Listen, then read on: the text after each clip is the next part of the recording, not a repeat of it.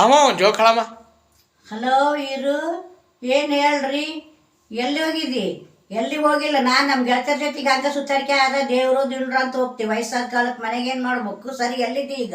ಎಲ್ಲಿಲ್ಲ, ಇಲ್ಲೊಂದು ಹೋಟ್ಲಾಗ ಮೊಸರನ್ನ ಉಪ್ಪಿನಕಾಯಿ ಬೆಲ್ಲಟ್ಟಿ ಮಾಡ್ಯಾರ. ಅದಕ್ಕೆ ನಾನು ನಮ್ಮ ಗೆಳತಿಯರೆಲ್ಲ ಮೊಸರನ್ನ ಉಪ್ಪಿನಕಾಯಿ ಉಂಡು ಟೀ ಕುಡಿದ್ವಿ, ಬೆಲ್ಲದ ಟೀ ಕುಡಿದ್ವಿ. ಈಗ ನಾನು ಪರ್ಸ್ ಇಟ್ಕೊಂಡು ಕೂತೀನಿ. ಯಾರು ಯಾವ ಮಾಯಿಲ್ಲ ಹೊಡ್ಕೊಂಡಾರ ಏನೋ ನನ್ನ ಪರ್ಸ್ ಹೊಡ್ಕೊಂಬಿಟ್ಟಾರ.